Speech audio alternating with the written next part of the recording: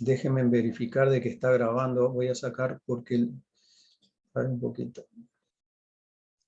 Sí, está grabando porque nos pidió autorización para continuar. ¿Está grabando? Sí, está grabando. Sí. Bueno, dale, empezamos entonces. Y bueno, el tema de hoy es, como lo dice el título, no vamos a hablar mucho más, vamos a pasar a la siguiente. Bueno, ¿de qué manera catalizadores y absorbentes intervienen en temas medioambientales? Entonces ahí hay un listado más o menos abarcativo de las distintas formas, ¿no? Ahorro de energía, por ejemplo, bueno, en un proceso dado de producción, ¿sí? Por ejemplo, un catalizador se sabe que aumenta la velocidad de las reacciones, o sea, en definitiva de los procesos. Entonces, al aumentar la velocidad se puede disminuir la temperatura, eso puede llevar implicado un menor consumo de combustible, ¿sí? de energía necesaria para el proceso, para mantener la temperatura del proceso. Cuanto más altas las temperaturas, más energía se requiere, ¿no? Bueno, entonces si se aumenta la velocidad, se disminuye la temperatura, ¿sí? Bueno, o si no, eligiendo, yo qué sé, procesos, utilizar nuevas materias primas, que requieran menos transformaciones para llegar a los productos que se quieren obtener. Bueno, después fabricación de productos menos contaminantes, también, yo que sé, un producto final que, por ejemplo, que no sea degradable, se sabe que eso luego va a contaminar, sí, el ambiente. Bueno, entonces crear un nuevo producto que sea biodegradable, por ejemplo. Entonces, es un nuevo proceso y bueno, catalizadores que pueden ser empleados en esos nuevos procesos. Procesos menos agresivos con el medio ambiente, también,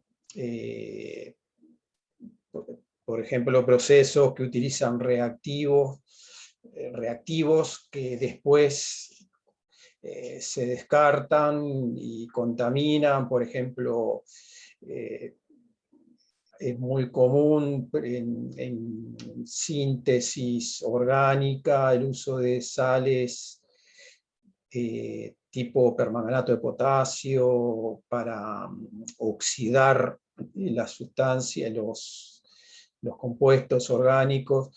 Entonces sustituir ese permanganato de potasio luego se descarta y puede ir al ambiente, ¿sí? Contaminar el agua, etc. Bueno, entonces utilizar otros oxidantes, como por ejemplo el propio oxígeno, ¿sí? O peróxido de hidrógeno, que luego se descartan y no contaminan prácticamente el ambiente. Después estudios, como dice ahí, de procesos catalíticos en la naturaleza. Bueno, se sabe tanto a nivel de la atmósfera, pero también en el agua y en los suelos, que pueden darse transformaciones que pueden implicar, bueno, degradación, tanto por contaminación como por destrucción mismo bueno, de seres vivos, ¿no? Toda su extensión. Bueno, puede haber procesos que sean catalizados por mismo esas sustancias que nosotros estamos diciendo que contaminan, ¿no? Entonces, bueno, conocer todos esos procesos catalíticos que se dan en la naturaleza puede ayudar a entenderlos y a buscar soluciones para eliminarlos en el caso que sean perjudiciales. Y al final, bueno, también en muchas técnicas analíticas, sí, existen tratamientos, pretratamientos de reactivos, o mismo a nivel de la detección sí, de productos en esas técnicas analíticas y que pueden requerir también catalizadores. Bueno, y en todo esto creo que me salté algo, eliminación de sustancias contaminantes en efluentes, también ahí tanto catalizadores como absorbentes, ¿sí?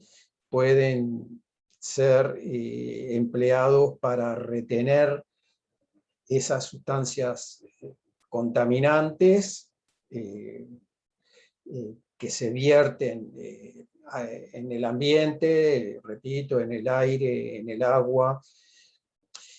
También no solo destruir, o sea, puede interesar retener esos contaminantes o destruirlos transformándolos en sustancias no contaminantes, o también reciclar, ¿no?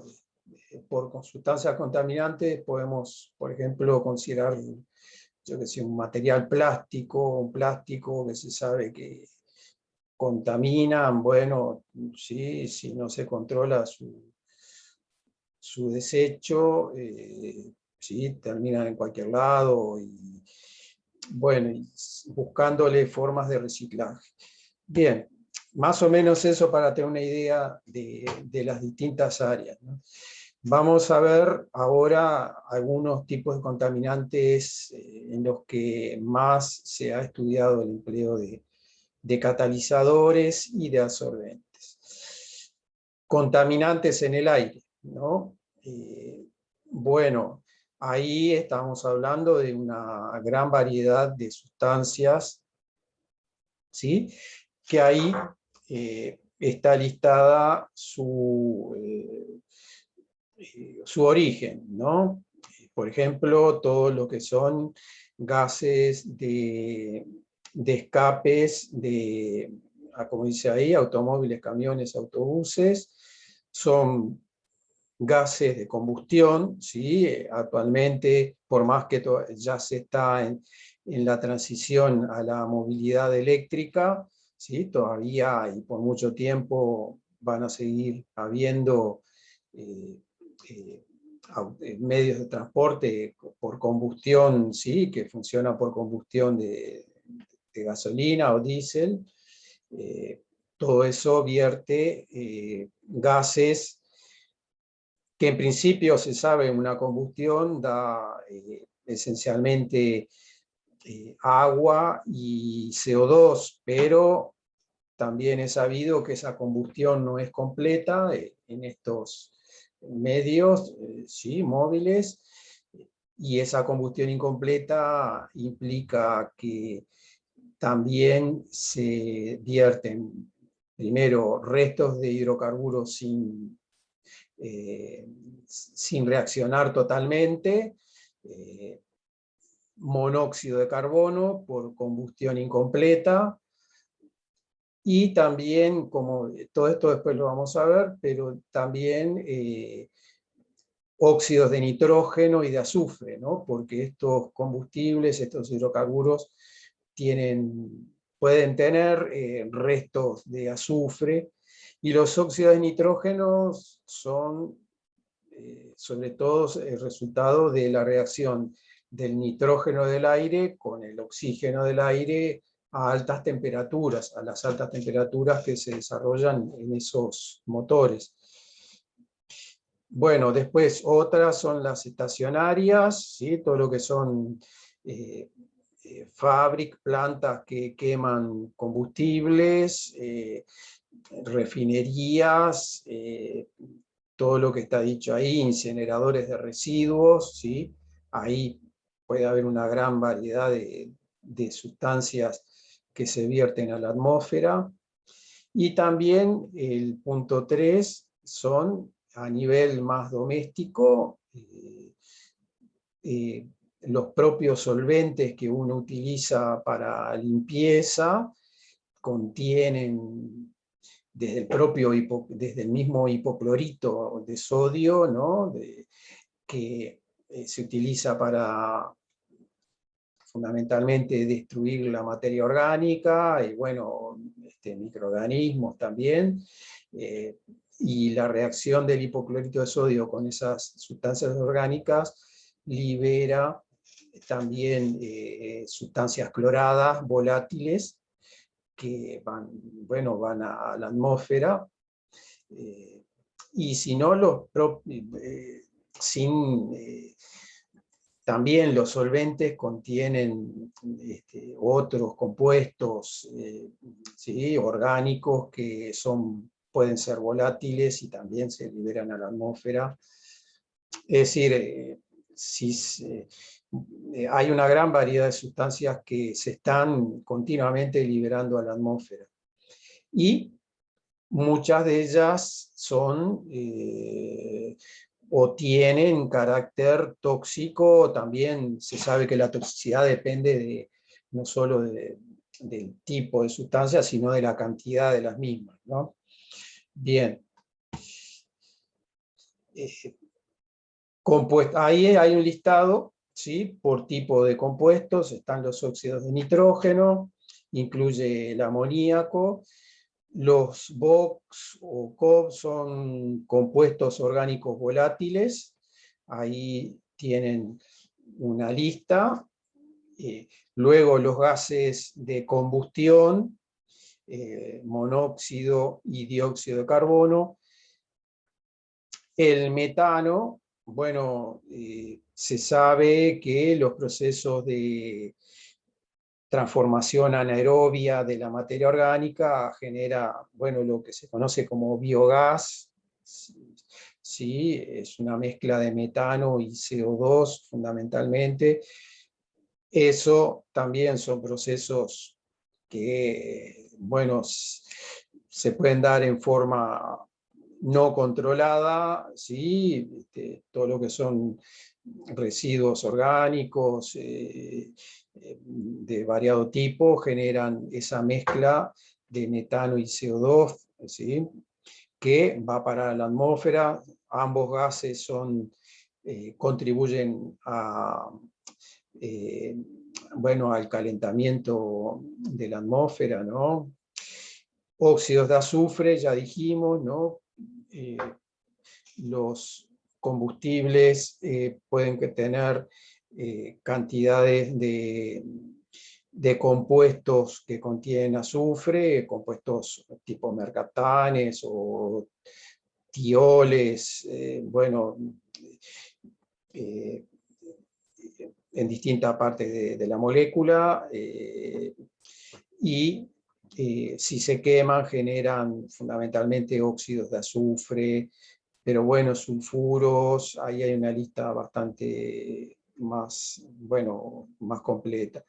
Y particulados, que eso se da también, sobre todo en una combustión incompleta de hidrocarburos. Eso es particularmente notorio, bueno, sobre todo es una mala combustión, ¿no? Y eso se puede dar tanto en vehículos, ¿sí? Sobre todo los que funcionan con diésel, ¿sí? Lo que es el combustible diésel, o si no también en chimeneas, ¿sí? Cuando se ve humo negro, es porque tiene particulados que son fundamentalmente, bueno, partículas de carbón, ¿sí? De muy pequeño tamaño y que son arrastradas por cualquier corriente de aire, de gas. Bien. Entonces, estos compuestos volátiles, en la medida que se consideren perjudiciales, como, bueno, hoy en día ya se considera así, ¿sí? Entonces se buscan formas de controlarlos.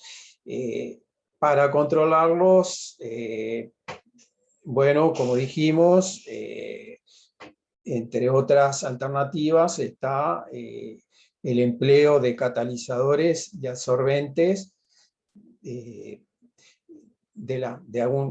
varias formas, como veremos, ¿sí? Pero para ello, entre otras cosas, bueno, interesa también saber las características con que esos contaminantes son liberados,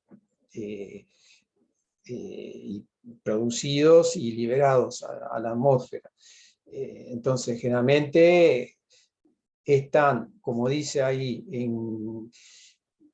formando parte de cantidades muy grandes de efluentes, ¿no? Piensen en una chimenea de una fábrica, ¿sí? Que tiene una caldera, bueno, donde se está quemando combustible para calefacción, para generación de energía eléctrica, etc. Bueno, ahí se liberan grandes cantidades de productos de la combustión, ¿sí? Empezando, bueno, por los productos mismos de la combustión, más el aire excedente, el nitrógeno, que no, digamos, el nitrógeno del aire, que acompaña a esos productos de combustión, y generalmente son cantidades muy grandes y las moléculas de los productos se encuentran en pequeña concentración, ¿sí? Entonces hay que buscar procesos que permitan, con catalizadores o con absorbentes, retener a veces concentraciones muy bajas de esos contaminantes. Composición compleja porque normalmente son varios los compuestos contaminantes. En el caso de catalizadores, hay que ver que no se envenenen los catalizadores por la presencia de algún contaminante, que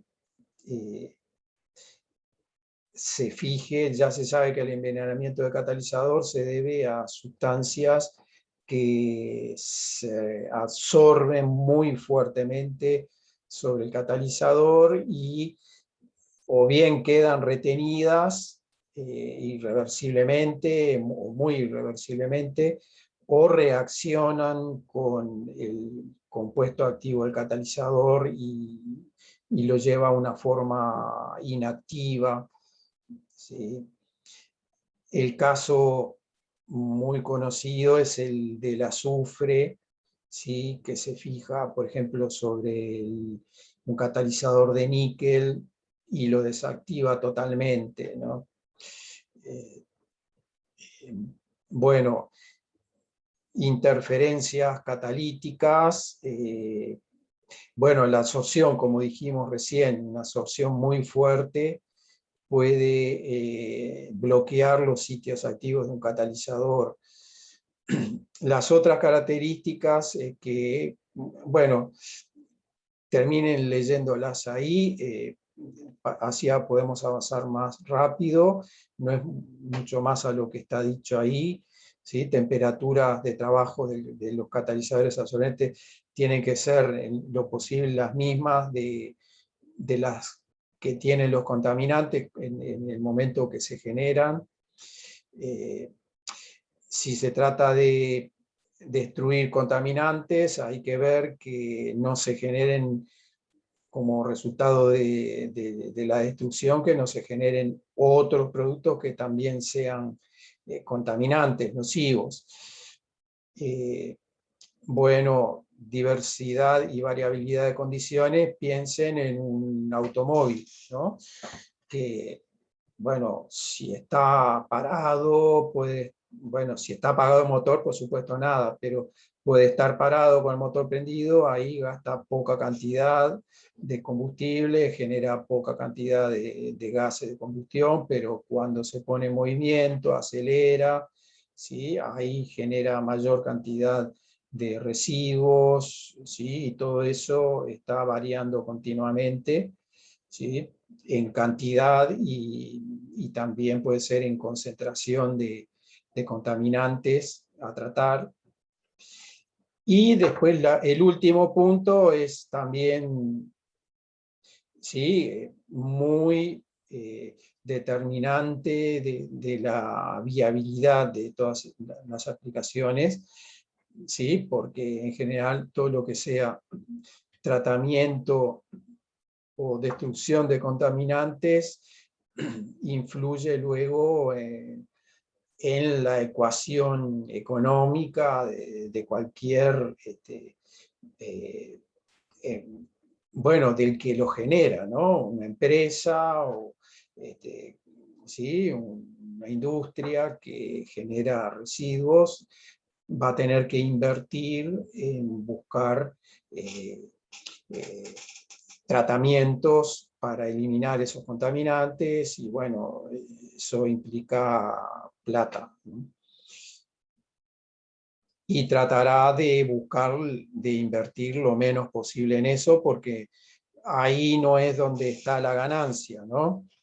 Está la frase de aquella que las ganancias se privatizan y las pérdidas ¿cómo era? Se socializan, ¿sí? Como que todo lo que no contribuye a la ganancia, ¿sí? Uno trata de sacárselo de arriba. Bueno, está dicho al pasar, eso nomás. Para contaminantes atmosféricos es muy común el empleo de catalizadores formando parte de estas estructuras que bueno, se conocen como monolitos, en que, bueno, ¿dónde va a estar el catalizador? Acá, en el interior de todos estos canales, ¿sí? Canales paralelos, bueno, son estructuras, bueno, hechas de distintos materiales, cerámicos, metálicos, y que por distintas técnicas como las que vimos, de impregnación, sobre todo impregnación, ¿sí? Se termina depositando en las paredes internas de esos canales el catalizador. Bueno, ahí tienen datos de dimensiones, ¿sí? Bueno, estos existen, ¿sí? De hecho hay aplicaciones como las que vamos a ver en automóviles, ¿sí? Para la conversión de tratamiento de los gases de escape, y que tienen estos monolitos, ¿no? A la salida de la cañería del escape, ¿no? Bien, estos monolitos tienen para este tipo de aplicaciones ventajas como las que están listadas ahí. Digamos, bueno, es una estructura compacta, no tiene piezas que se muevan ni nada. El hecho de que no haya movimiento elimina la posibilidad de desgaste por rozamiento, como existen en catalizadores de otro tipo, sobre todo con el pasaje continuo de los gases, ¿sí? Podría haber movimientos si fueran partículas de catalizadores que estuvieran sujetas a, bueno, a un arrastre por parte de los gases, que están, entonces no hay atracción, no hay desgaste, tienen menor pérdida de carga. La pérdida de carga es una expresión muy utilizada bueno, en aplicaciones o en estudios de ingeniería más que nada, y refiere a la variación de presión que se da entre la entrada y la salida, ¿sí? de los gases que pasan a través de un determinado medio, ¿no? Entonces,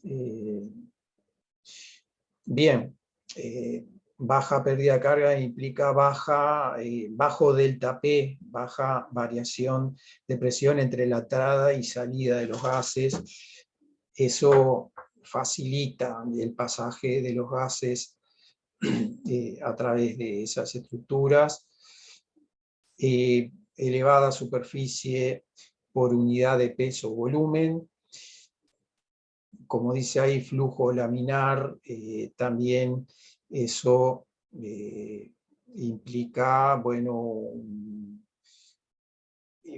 baja dispersión axial, es decir, bueno, también eso es característico de este tipo de estructuras. Y bueno, algo más como lo que está listado ahí, fenómenos de transferencia de masa que se dan en muy poca cantidad, en poca extensión, y dependiendo del material, ¿sí? Puede también haber baja conductividad térmica, o sea, baja conducción de calor. Eso es más que nada para monolitos cerámicos, ¿sí? Eso puede tener importancia para procesos en donde interese mantener la temperatura, ¿sí? Que haya poca pérdida de calor hacia el exterior. Eso es más que nada de monolitos construidos con materiales cerámicos que en principio tienen baja conductividad térmica. Ahí ven en la figura una comparación entre esa pérdida de carga delta P, que es lo que está en la ordenada, ¿sí? La comparación es entre un monolito, ¿sí? Para distintas velocidades del gas que pasa a través de ese monolito.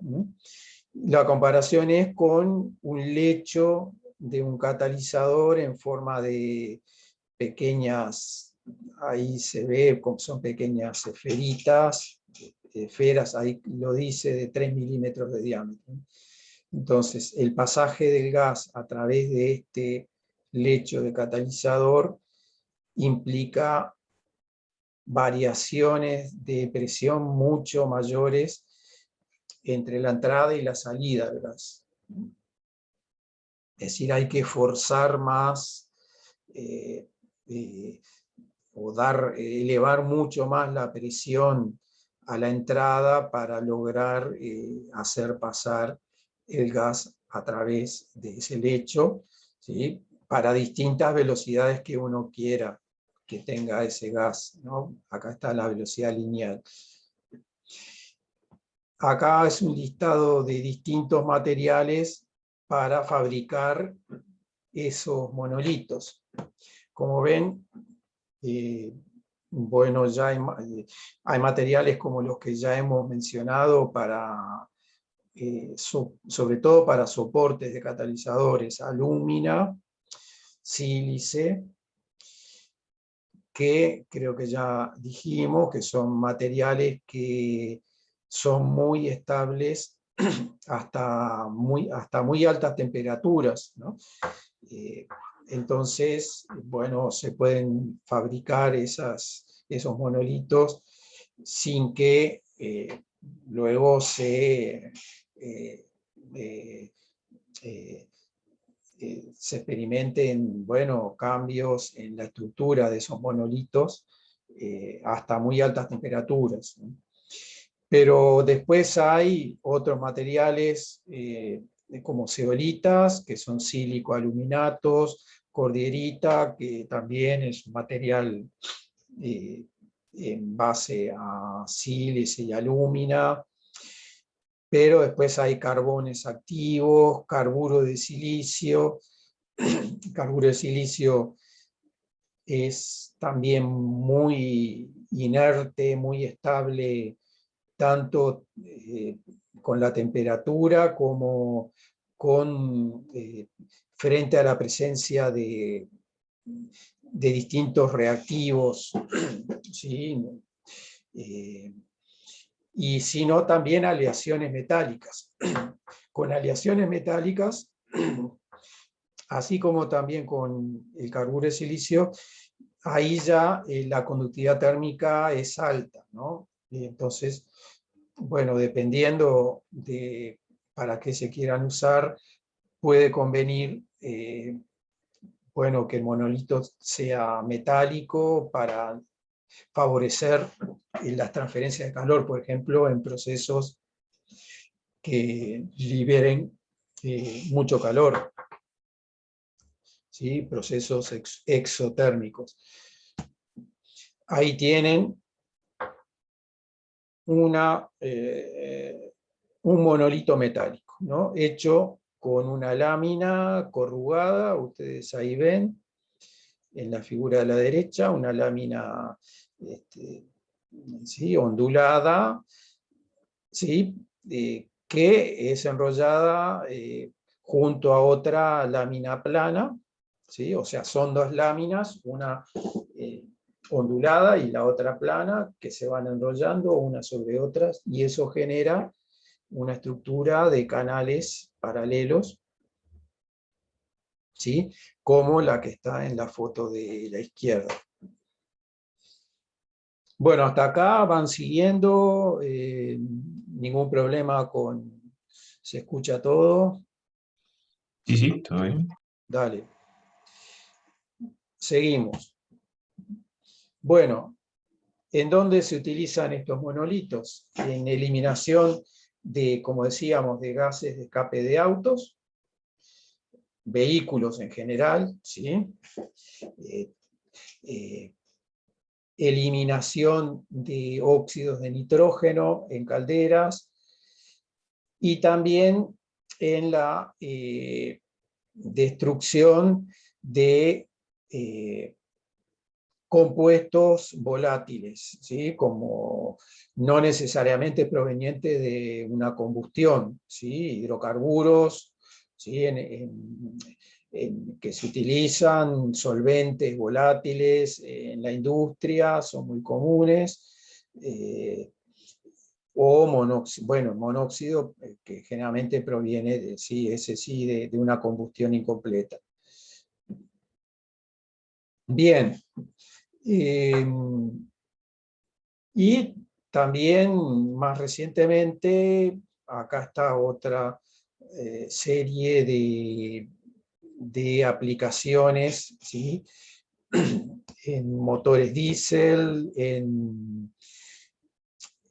por procesos fotocatalíticos. Esto lo vamos a ver mejor en la clase que ahora pospusimos, la clase número 14, que después vamos a ver dónde va a quedar más adelante en el curso. Y bueno, depuración de agua también, ¿no? Bueno, entonces, en eliminación de compuestos volátiles, ¿sí? Bueno, esos compuestos volátiles son el resultado de distintos procesos o manipulaciones de reactivos. Tienen toxicidad, muchos de ellos, toxicidad directa, es decir, su inhalación, ¿sí? Genera problemas, al organismo, tanto humano como de otros seres vivos.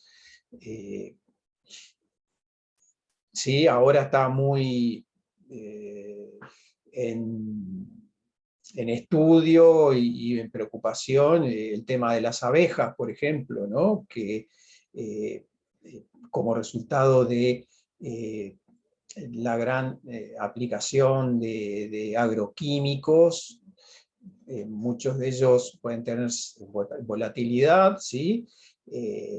O si no, en aerosoles, ¿sí? Quedan en la atmósfera, bueno, pueden producir, y de hecho producen problemas a las abejas, y ahora se está concientizando sobre la gran importancia de las abejas en los temas de polinización.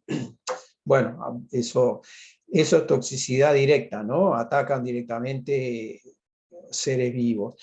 Y la indirecta es porque esos compuestos, como dice ahí, ¿sí? Pueden generar reacciones que conducen a la producción de ozono, o quedar en el aire y generar el smog, que es una niebla espesa que impide el pasaje de la luz solar, y eso también tiene sus consecuencias no buenas.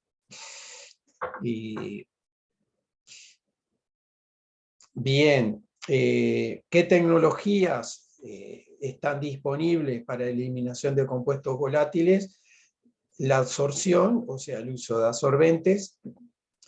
Con los absorbentes, ¿sí? El problema es que se saturan, ¿sí? Tienen que ser regenerados, pero en principio se usan. Y la otra posibilidad es condensar sustancias que puedan ser condensadas, ya sea por enfriamiento, ¿sí? Entonces se logra condensar, pero normalmente se condensa una parte, ¿sí? Y otra parte queda igual, pues no condensa totalmente, o sea, depende de la temperatura, cuánto se baje, pero generalmente es útil cuando el contaminante está en altas concentraciones solo. Después, absorbentes, que implica, bueno, retenerlos formando una solución, ¿sí? Con algún otro compuesto líquido. Ahí también se retiene, pero no totalmente. Ahí hay límites de solubilidad que hacen que una parte siempre quede sin ser retenida en el solvente. Otras tecnologías son quemar simplemente, ¿sí? Son compuestos orgánicos, pueden ser quemados, pero eso requiere o muy altas temperaturas,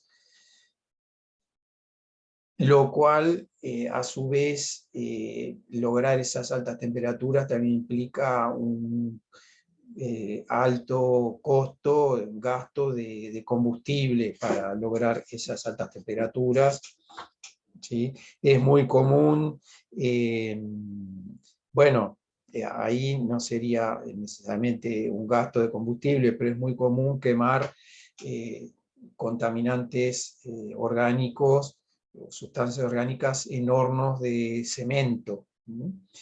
Que desarrollan altas temperaturas, ¿sí? En la fabricación de cemento hay que lograr altas temperaturas para transformar los minerales en cemento. Y bueno, se aprovecha esas altas temperaturas para quemar contaminantes. Pero todo eso requiere una logística de traslado, transporte, ¿sí? Tampoco es algo muy fácil de implementar, ¿no?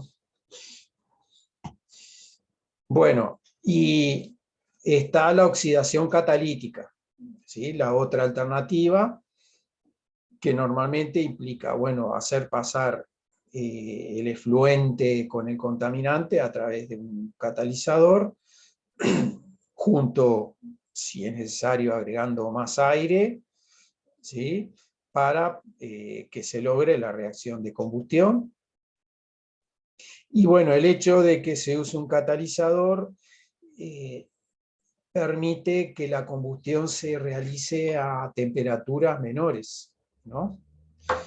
Como decíamos, el catalizador aumenta la velocidad de las reacciones, y en este caso el de la combustión, y bueno, se logra una combustión completa a temperaturas menores a 500 grados. Entonces, ahí está, bueno, la ventaja del uso de catalizador, o sea, se logra la destrucción completa y a temperaturas relativamente bajas, ¿no? O menores. Bueno, ahí hay algún otro detalle de las ventajas del uso de catalizadores para la oxidación, ¿no? Bien, ¿cuál es el inconveniente de los catalizadores? El de siempre, ¿no? Su envenenamiento, ¿sí? Si entre las sustancias contaminantes hay alguno que provoque cambios en los sitios activos del catalizador, como dijimos, por ejemplo, el azufre, o formación de carbón, que es otra causa de bloqueo de los sitios activos. Y bueno, problemas también con los cambios de temperatura, cómo es que el catalizador cambia su actividad con las variaciones de temperatura. Como dijimos hoy, en muchos casos el contaminante le llega al catalizador tal como sale del proceso previo, y puede estar sujeto a variaciones de temperatura, y todo eso el catalizador lo tiene que recibir como está. Y bueno, si la temperatura baja mucho, de repente el catalizador deja de ser activo, todo ese tipo de problemas.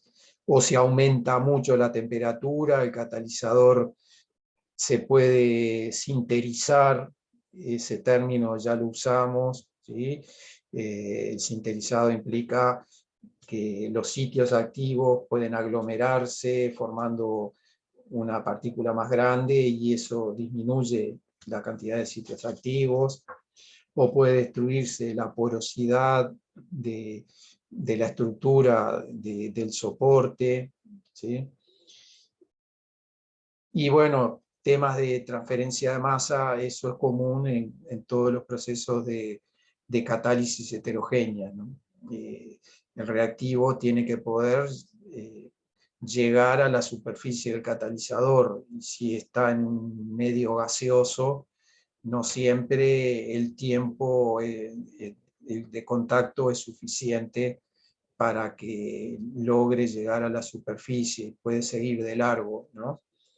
Estamos hablando de procesos que van a ser en flujo, ¿no? Bueno, ¿qué tipo de catalizadores se utilizan? Según la temperatura, ¿sí?, a la que va a funcionar, que dijimos que va a estar condicionada por los procesos de los cuales provienen los contaminantes. Y bueno, ahí tenemos para temperaturas de 300 o más grados, son fundamentalmente óxidos de metales de transición, ¿sí? Todos ellos, cobalto, níquel, manganeso, cobre, etcétera, son todos óxidos de metales de transición. a un rango de temperaturas un poco menor, entre 200 y 300, ya son metales nobles, plata y oro, y a temperaturas aún menores, platino y paladio, ¿no? Estos metales nobles, sí, como ya hablamos en su momento, generalmente o siempre van a estar soportados sobre, como dice ahí, alúmina o sílice o algún otro óxido, ¿sí? De bajo costo en principio, ¿sí? Con elevada superficie, con elevada área específica, para poder distribuir ahí la máxima cantidad, mejor dicho, para lograr la máxima dispersión de estos metales preciosos, ¿no? De manera que prácticamente quede cada átomo expuesto luego a la llegada de los reactivos, ¿sí? que van a reaccionar. Ahí tienen una idea de lo que implica una instalación para tratar gases provenientes acá de un horno, ¿no? Este horno quema combustible, genera contaminantes, que acá mediante un intercambiador de calor, bueno, se ajusta a su temperatura, y estos gases contaminantes entran acá en el reactor catalítico, que en principio va a funcionar a la temperatura con que vienen los gases. Si fuera necesario, pero se trata de evitar siempre, es necesario controlar la temperatura de este reactor catalítico mediante alguna otra fuente de calor, pero en los principios se trata de que funcione a la temperatura con que vienen los gases. Bueno, y acá se convierten esos contaminantes y son liberados, ¿no? Y eso generalmente lo que implica es, bueno, la salida de un aire limpio. El aire que, bueno, que va junto con el contaminante, ¿sí? Se libera, pero libre de esos contaminantes. Bueno, eso para que tengan una idea de qué implica ¿sí? Una instalación básica, ¿sí? De un tratamiento de gases de combustión. No lo puse acá en la presentación, pero ahí en la cátedra, bueno, Claudia conoce, pero los otros dos no, digamos, está el grupo, ¿sí? Que trabaja con justamente el estudio de catalizadores para este tipo de tratamientos de gases contaminantes, ¿sí? Jorge Castiglioni, Carolina de los Santos, son dos docentes que están trabajando en ello. Creo que hay más. Sí, creo que Martín Torres también. Bueno, otra aplicación de contaminantes, de tratamiento de contaminantes, es el caso de los NOx. Los NOx, ¿sí? Bueno, óxidos de nitrógeno tienen varias estequiometrías. ¿Y de qué manera se los trata? Bueno, tratando de reducir ese nitrógeno a nitrógeno N2, ¿sí? O sea, nitrógeno molecular. Es una reducción, pero que normalmente hay que hacerla en presencia de altas concentraciones de oxígeno. Como dijimos, en gases de combustión se queman Normalmente las fuentes de estos NOx son combustiones en donde se desarrollan altas temperaturas. Eso se hace con aire, ¿sí? Como a través del oxígeno del aire se quema el combustible, el hidrocarburo, se generan altas temperaturas, se da la combustión y se libera el excedente de aire, digamos, parte del oxígeno se consumió, pero otra sigue de largo, ¿sí? Otra parte sigue de largo y también todo el nitrógeno. Entonces se genera ahí una corriente de salida que tiene, bueno, concretamente ahora lo que nos va a interesar, contiene NOx y oxígeno, también el oxígeno excedente del aire, ¿no? Que se utilizó. Entonces, hay que reducir esos NOx, pero en presencia de oxígeno. Entonces se han desarrollado tecnologías y fundamentalmente vamos a ver esta que utiliza gas amoníaco, ¿sí? En que mediante catalizadores, bueno, diseñados, preparados, ¿sí? Resultado de estudios previos, son catalizadores que favorecen las reacciones que están listadas ahí.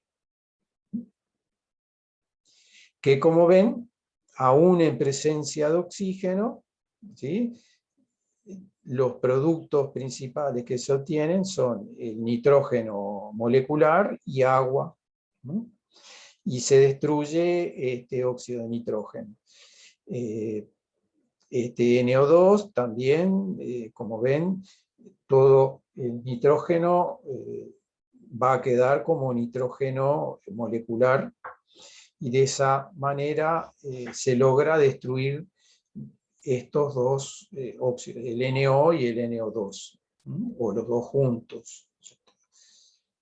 Bueno, entonces, esto requiere una fuente de amoníaco. Hay que introducir amoníaco en la corriente gaseosa para que se den estas reacciones.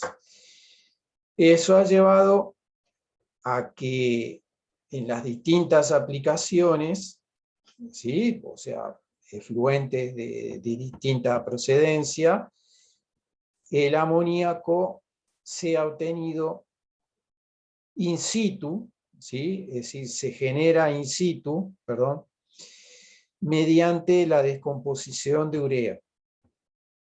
Este compuesto, no, ahí está, dice que es urea, ¿sí? Se descompone por el calor, ¿sí? Elevando la temperatura, se descompone en amoníaco y CO2.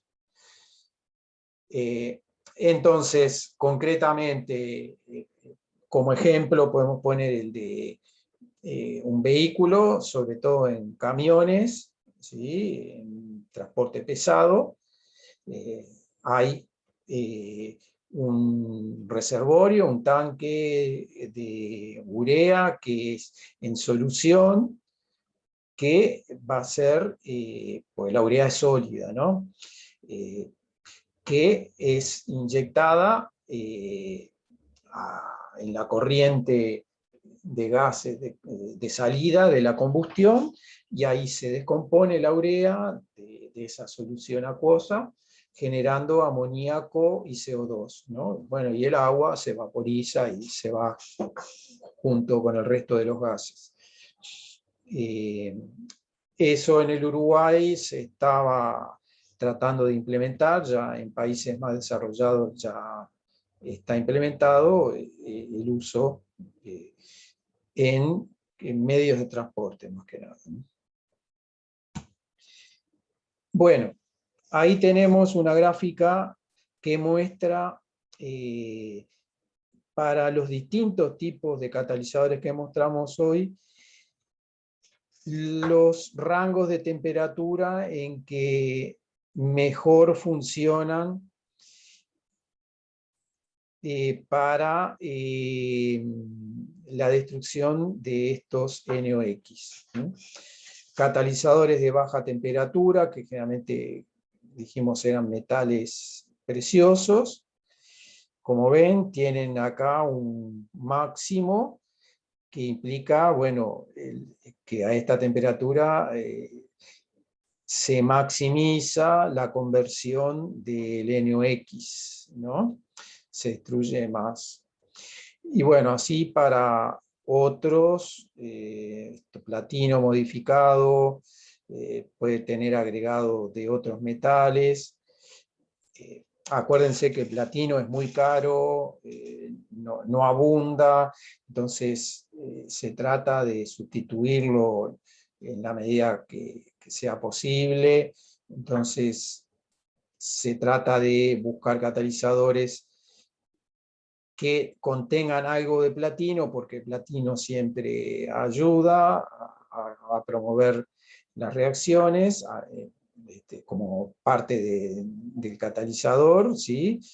Y bueno, pero ya funciona en un rango de temperaturas mayores, y a temperaturas aún mayores están esos óxidos de metales de transición, o acá zeolitas, que incorporan también metales de transición en su estructura. Bien. Como ven, tienen un óptimo, ¿no?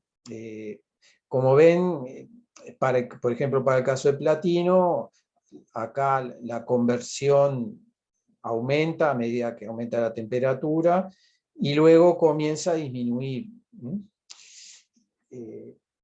Y lo mismo pasa para los otros, ¿no? Bueno, para el último, el de zeolita, no queda claro, pero para los otros sí se ve que hay un máximo, luego del cual, por más que aumente la temperatura, el catalizador ya no es, no aumenta su actividad, o no aumenta la conversión del NOx. Eso generalmente tiene que ver con que el catalizador a temperaturas mayores comienza a favorecer otras reacciones paralelas, ¿sí? Como por ejemplo, en el caso de los NOx, dijimos que, bueno, se agrega amoníaco para favorecer esas reacciones, pero en presencia de oxígeno. Bueno, con un aumento de temperatura se puede favorecer mucho la reacción del amoníaco directamente con el oxígeno. Si vamos a la figura, a la transparencia anterior, ¿sí? Se puede favorecer la reacción del amoníaco directamente con el oxígeno, y entonces no se reduce el NO, ¿sí? Porque se favorecen otras reacciones y no la que está indicada con esta estequiometría. Se puede oxidar el nitrógeno con el oxígeno. Entonces, el NO ya no se convierte, ¿sí? Porque el amoníaco se gasta en otra reacción. Bien. Bueno, acá están listados los distintos tipos de catalizadores, que son básicamente los mismos que habíamos visto antes, ¿sí? Para los VOX, para los compuestos orgánicos volátiles, metales preciosos a baja temperatura, otros metales de transición en un rango intermedio, que pueden incluir, como vimos en la gráfica, algo de platino, ¿sí? Pero tratando de minimizar, ¿sí?, su uso, el de platino, y a muy altas temperaturas, óxidos tipo zeolitas. Bien, bueno, los mecanismos de reacción, eso no vamos a entrar en eso, pero son los típicos de cualquier catálisis heterogénea que implica una etapa previa de adsorción, ¿sí?, de los reactivos, que pueden ser, bueno, los dos, en este caso el amoníaco, o el NO, el NOx, en una forma más general.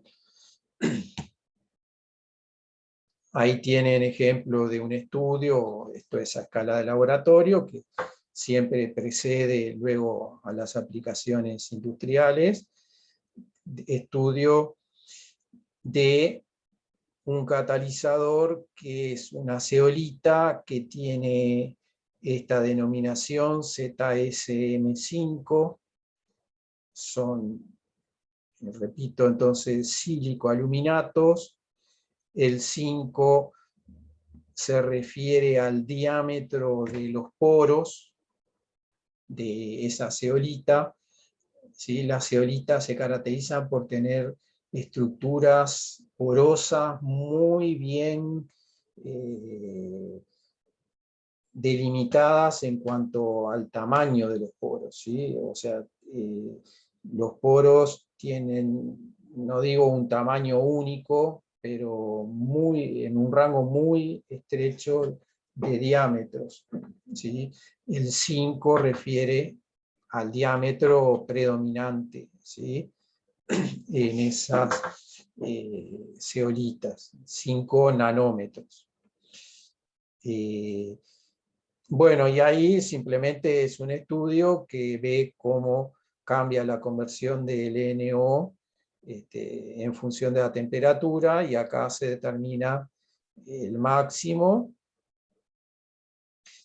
Bueno, esto son dos curvas, una es con agregado de 5% de vapor de agua en la corriente que contiene el NO, y en otros casos sin agregado de vapor de agua. Ahí están dadas las condiciones de reacción.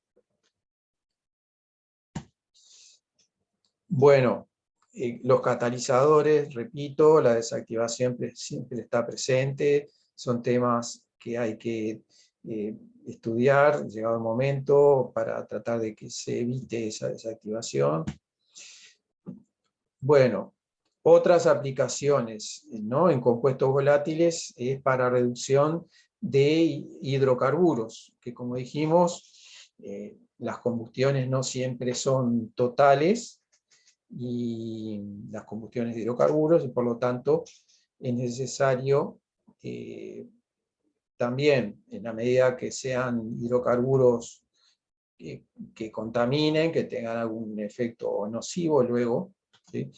Entonces, ahí hay un listado de reacciones que se ponen en juego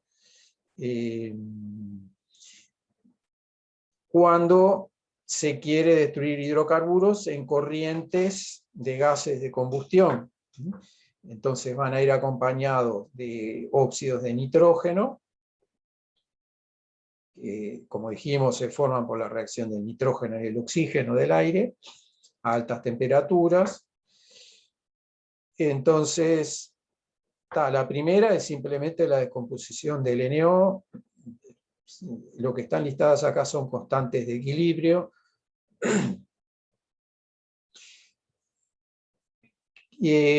Pero vamos a ir concretamente a la segunda reacción ahora, en donde el hidrocarburo reacciona con el NO, dando nitrógeno molecular y CO e hidrógeno.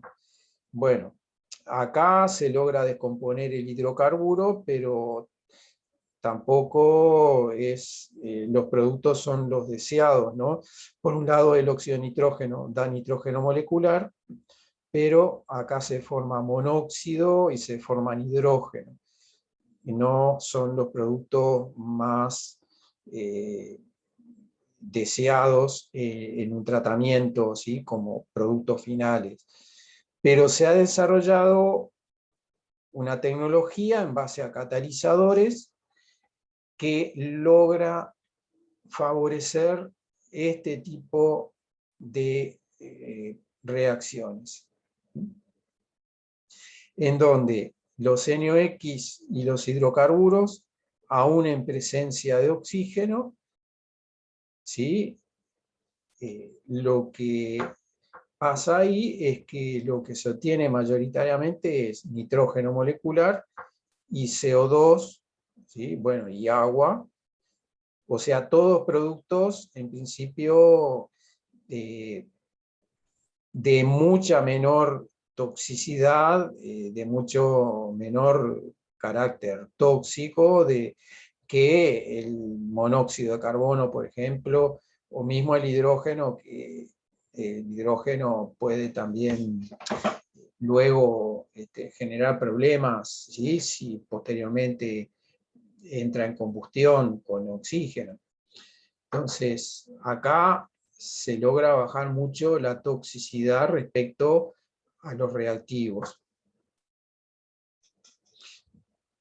Bueno, repito, esto implica el desarrollo de catalizadores que favorezca esa reacción y no otras, ¿no?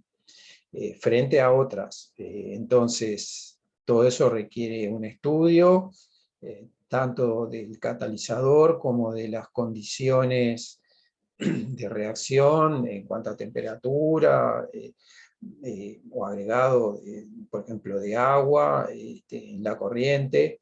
Bueno, pero son catalizadores que finalmente tienen este tipo de estructuras, ¿no? Con un óxido de metal de transición, más de un óxido, cobalto y níquel,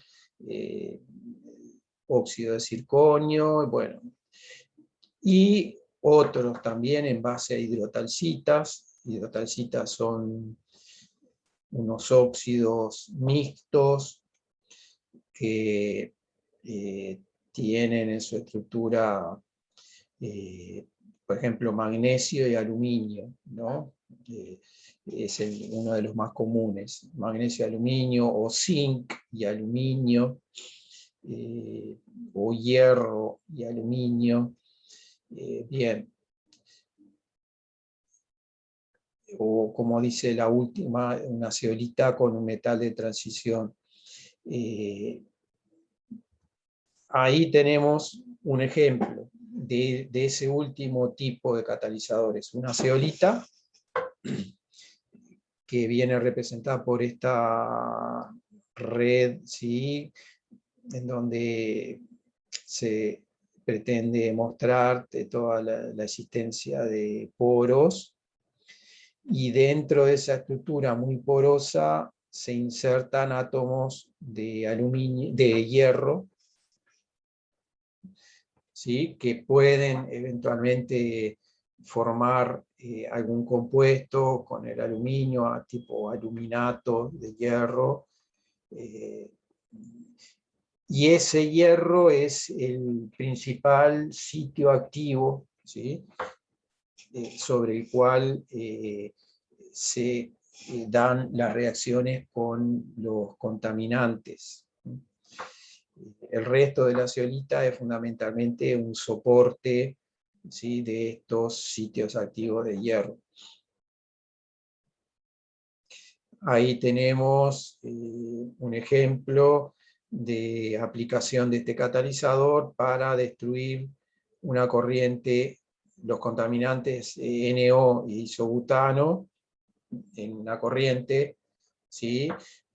Que puede ser proveniente de una combustión previa, pues, que contiene, bueno, también oxígeno, y bueno, y se logra en este caso una conversión del NO a nitrógeno mayor a 95%. ¿Sí? Bien. Entonces, con hidrocarburos, ahí se puede también reducir el NO a nitrógeno molecular. Bueno.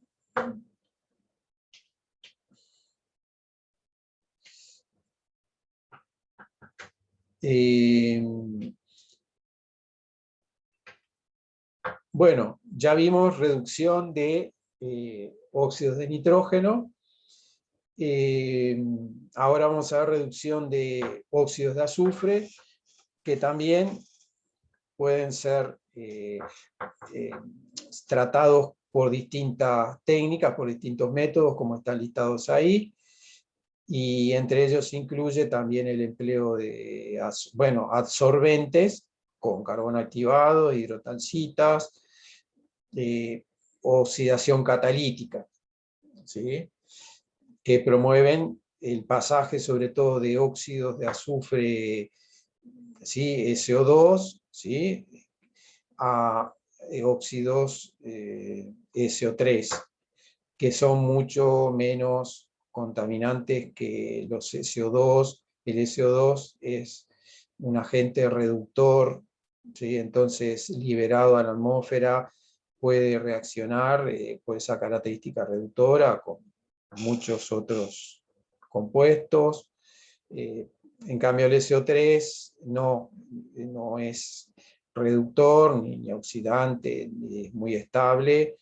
Lo peor del SO3 es que, bueno, con agua puede dar lugar a ácido sulfúrico, ¿no?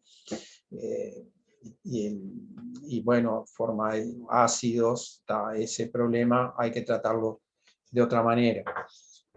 Acá simplemente lo que se quiere es eliminar el óxido reductor. Y también se utilizan distintos catalizadores. Bien, no nos vamos a detener mucho más de lo que está dicho ahí. Este es un ejemplo de un catalizador monolítico, ¿sí? En base a monolitos. Ahí están los datos del monolito, del metal que sería el catalizador, el óxido de vanadio. Y ahí hay datos después de cómo ese monolito es utilizado en una aplicación. Bien, no nos vamos a detener, ahí son detalles de ese monolito y de cómo se comporta en la conversión del óxido de azufre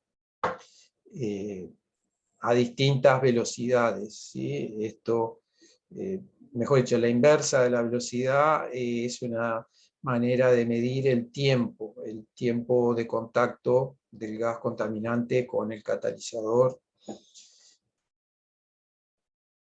Bueno, procesos de hidrotratamiento, también ahí se utilizan óxidos, se utilizan catalizadores para promover, esto es sobre todo en compuestos que están presentes en el petróleo o también en el gas natural, ¿sí? Puede haber mercaptanes. Entonces, bueno, se promueve la destrucción de estas sustancias, sobre todo para liberar el azufre, y ese azufre va, como ven acá, es necesario utilizar hidrógeno, ¿sí? Para promover estas reacciones, son reacciones de hidrogenación, y el azufre se libera como ácido sulfídrico, que luego es retenido aparte, y se generan hidrocarburos libres de azufre, ¿sí?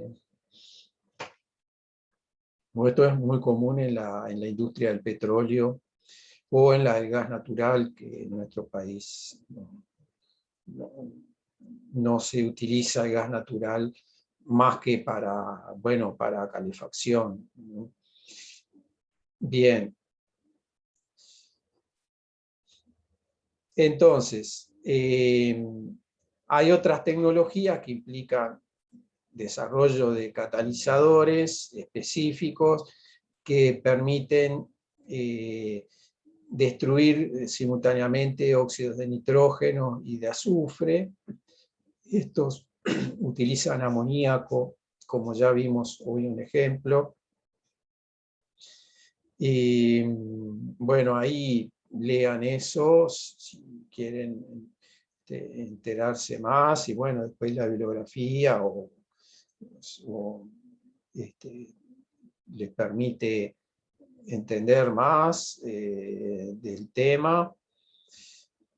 Pero entonces vamos a ver este caso, que es el que se da en los automóviles, ¿no? En los convertidores catalíticos de los automóviles. Los principales contaminantes de los motores de gasolina, los motores de 4 tiempos, ¿sí? Emiten estos compuestos. monóxidos de carbono, hidrocarburos, óxidos de azufres y NOx. Entonces, el convertidor catalítico contiene un catalizador que se llama de 3 vías, three-way catalyst. Ese catalizador contiene estos metales, platino, paladio, rodio, impregnados en el monolito, ¿sí? Que a su vez en la superficie del monolito se deposita una capa fina, ¿sí? De alúmina, que permite retener mejor a estos metales, que en definitiva son los catalizadores propiamente. Y esos metales, actuando en forma conjunta, promueven las reacciones que están listadas abajo. Reacciones que permiten deshacerse del monóxido de carbono, de los hidrocarburos y de los NOx. Son los 3 contaminantes que se logran destruir fundamentalmente, ¿no? Con estos catalizadores.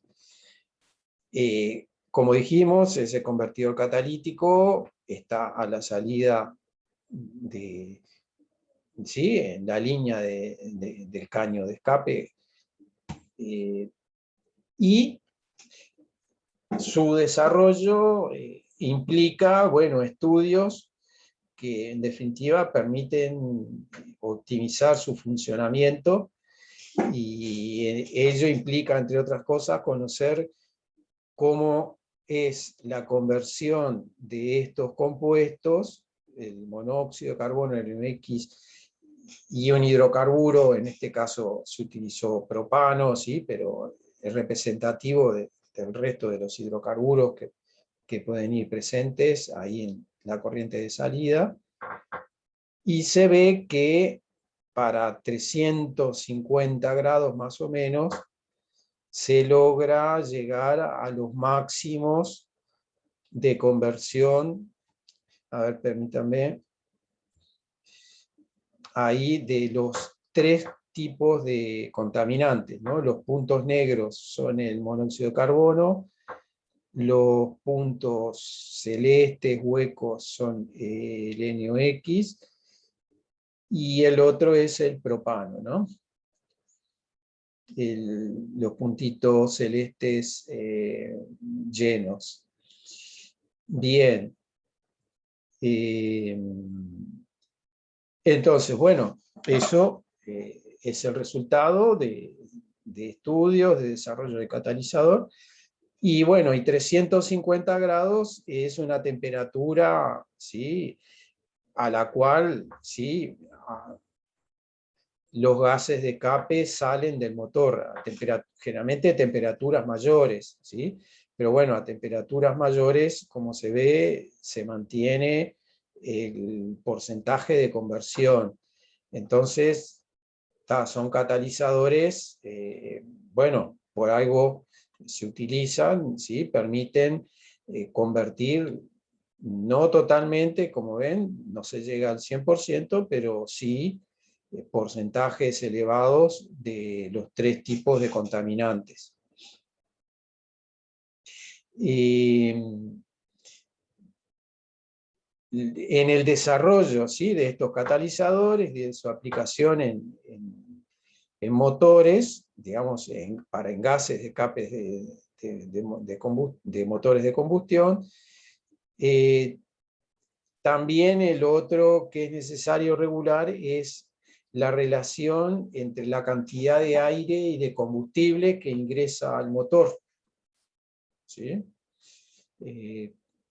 Al motor le llega el combustible, le llega aire, y ahí se da la combustión. Pero entonces, en función de cuál es esta relación, es que luego en el convertidor catalítico se va a dar las reacciones que vimos hoy de destrucción de los contaminantes. Si esta relación es muy alta, como ven acá, hay un valor de 14,7 en el cual la conversión del NOx y del monóxido es la mayor posible prácticamente, ¿no? Pero para relaciones de aire-combustible muy altas, o sea, exceso de oxígeno en definitiva, se reduce mucho la cantidad de NOx convertida. Ese exceso de oxígeno hace que el NOx no se convierta tanto, o sea, en cambio sí se favorece un poco la conversión del CO, y a relaciones muy bajas, aire-combustible, va a haber poco oxígeno excedente, entonces se va a convertir poco el CO, ¿sí? Mientras que el NOx sí es. Entonces, en estos motores, digamos, que incorporan ese convertidor catalítico a la salida, es necesario regular esta proporción aire-combustible. Bien, y eso se logra, bueno, esto es lo mismo, en esta otra gráfica también se ve lo que pasa con el hidrocarburo. El comportamiento es similar al del monóxido de carbono, ¿sí? Pero también en este valor de 14,7 o en un rango ¿sí? de valores alrededor de 14,7 es que se obtiene el máximo de conversión de los tres contaminantes.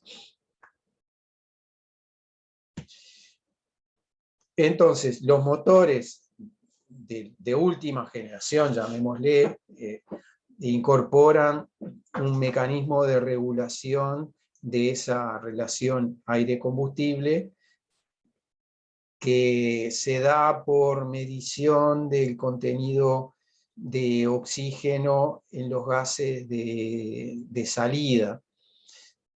¿Sí? Es un electrodo que mide la concentración de oxígeno. Ese electrodo genera una señal eléctrica que es una corriente que en función de su valor, ¿sí? Si es muy alto o muy bajo, ¿sí? Manda una señal a un sistema de control que a su vez regula la entrada de aire y de combustible, bueno, en definitiva de la relación aire-combustible que ingresa al motor. Ese electrodo es lo que se conoce como sonda lambda, ¿no? Es un electrodo, funciona electroquímicamente, ¿sí? Midiendo la cantidad de oxígeno. Bien, como ya nos acercamos al final, no vamos a seguir dando muchos detalles. Ahí tienen datos de esos convertidores catalíticos en cuanto a lo que contienen y los problemas que pueden tener. Se adiciona óxido de cerio. ¿Sí? El óxido de cerio es un óxido en donde el cerio tiene, en las condiciones en que funciona el motor, sobre todo en las condiciones de temperatura y contenido de oxígeno, tiene mucha facilidad para cambiar del estado de oxidación 3 al 4. Y eso implica, bueno, que puede estar unido a más o menos cantidad de oxígeno en función de su estado de oxidación, y eso amortigua las fluctuaciones en cuanto a la cantidad de oxígeno que está presente ahí en el medio de reacción. Bien, seguimos. Para motores diésel también se han desarrollado convertidores, pero ahí es necesario tratar de eliminar el hollín, ¿no? Los motores diésel tienen la característica de generar muchas partículas de carbón, que es ese hollín, que por su pequeño tamaño son arrastrados por la corriente de gases de combustión, ¿no? Y van a la atmósfera y bueno, después terminan cayendo, pero durante mucho tiempo permanecen en la atmósfera. Bien, también se han desarrollado técnicas con filtros, eso estaba mencionado en algún lado. Ahí habla de filtros, ¿sí?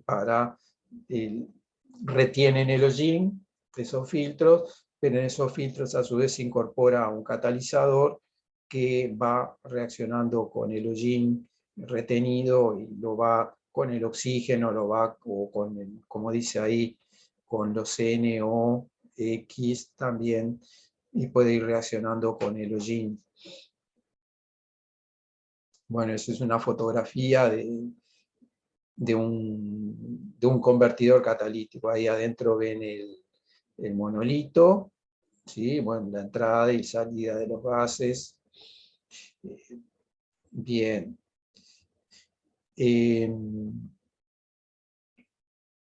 Bueno, esta vamos a mencionar y ya después lo demás son simplemente ejemplos que simplemente vamos a mencionarlos brevemente, pero lo que se da en una combustión catalítica.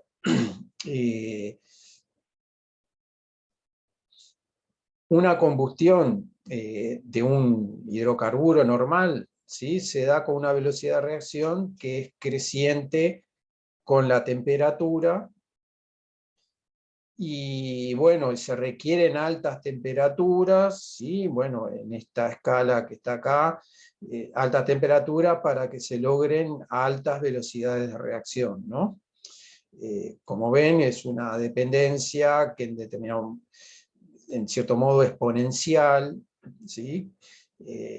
Se da en un rango de altas temperaturas. La combustión catalítica permite desarrollar altas velocidades de reacción a temperaturas menores, ¿sí? Bueno, ¿qué ventaja tiene entonces esta combustión catalítica? Que en la medida que se da a menores temperaturas de combustión, las reacciones de formación de los NOx también por la baja temperatura no se dan tanto, ¿no? Entonces, en esta combustión a menor temperatura hay una mucho menor cantidad de NOx que se forma, ¿no? Entonces, en muchas aplicaciones se busca bueno, implementar esta combustión catalítica, ¿no? Porque se genera mucho menos cantidad de este tipo de contaminantes tipo NOx. Bueno, y acá vamos simplemente a mencionar en el amplio espectro que implica el tema ambiental, ¿sí?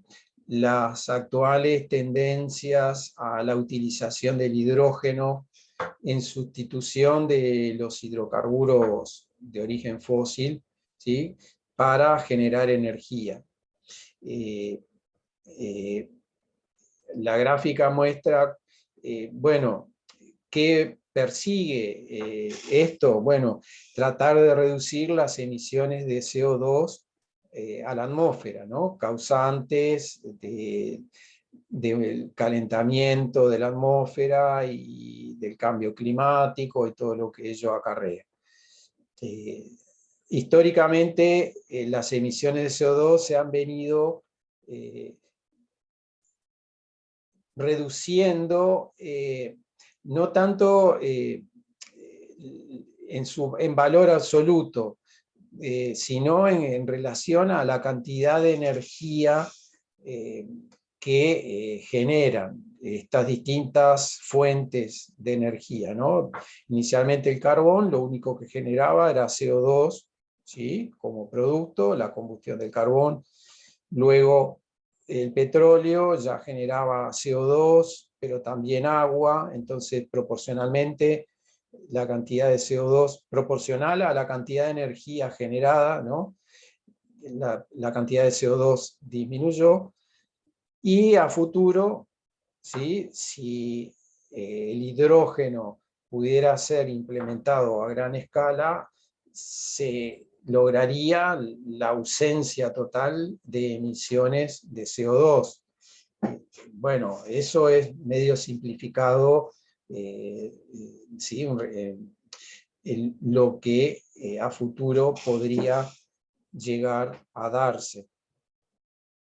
Y la descarbonización es un gran tema hoy en día, ¿no? A nivel mundial, ¿sí? Por los problemas del cambio climático. Entonces, ¿cómo entra la catálisis en estos temas del hidrógeno? Bueno, entra, por ejemplo, en la producción de hidrógeno.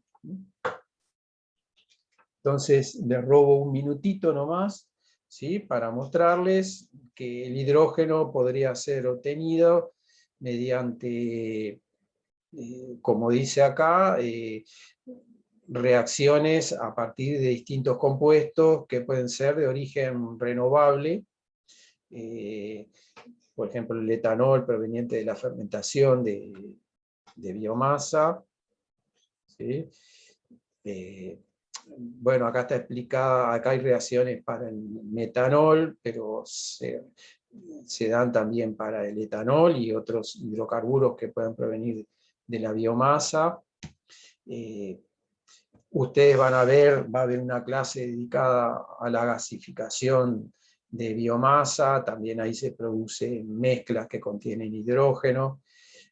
Los catalizadores que se utilizan para estas reacciones también se desarrollan para lograr que los procesos se den, bueno, con alta velocidad, que sean selectivos para la producción del hidrógeno, que no se desactiven.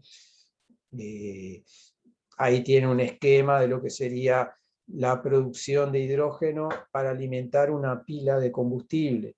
El tema de las pilas de combustible es otro tema aparte, que no lo vamos a ver en el curso, ¿sí? Pero funcionan en base a hidrógeno. Entonces acá con metanol, ¿sí? Se puede convertir metanol con un catalizador que luego es purificado para eliminar, acá también se utiliza otro catalizador para eliminar el monóxido de carbono, y que lo que le llegue a la pila sea nada más que hidrógeno. Bueno, las pilas de combustible, como dijimos, no las vamos a tratar en el curso, pero también incorporan, son celdas electroquímicas, básicamente, que incorporan dos electrodos, ¿sí? Un ánodo y un cátodo. Ahí ven muy, ¿sí? Muy esquemáticamente lo que ocurre: le llega hidrógeno al ánodo, le llega oxígeno al cátodo, y ahí se da las semireacciones, ¿sí? Que están listadas acá, en el ánodo y en el cátodo. Semireacciones que luego, por transporte de iones, terminan generando agua como producto. Pero bueno, ¿por qué se muestran acá? Porque en los electrodos, tanto en el ánodo como en el cátodo, hay electrocatalizadores, ¿no? Sustancias que favorecen esas semireacciones. Entonces, en definitiva, también los catalizadores intervienen en el funcionamiento de las pilas de combustible, ¿no?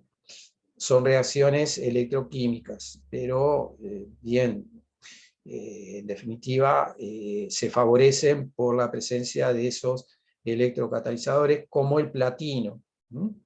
Acá el PT es el electrocatalizador. Existen otros metales, fundamentalmente metales, que actúan como electrocatalizadores en los distintos tipos de pilas, ¿sí? Ahí tienen un listado de distintos tipos de pilas, simplemente para que tengan idea de que existe más de un tipo de pilas. Bueno, y lo que les queda acá, pero nos pasamos de tiempo ya, son estudios que hemos hecho, algunos de los estudios que se han hecho en la cátedra nuestra, fundamentalmente en el laboratorio, lo que llamamos Laboratorio de Físico-Química de Superficies, y bueno, les quedan ahí simplemente datos, por si en algún momento nada, les interesa. Pero bueno, para que vean que también así a nivel nuestro se pueden realizar estudios en estos temas, ¿no? Y que en realidad el curso fue el resultado justamente de haber profundizado en el estudio de estos temas a nivel de investigación. Bueno, ahí tienen distintos temas que se han tratado y dejamos acá. Bueno, entonces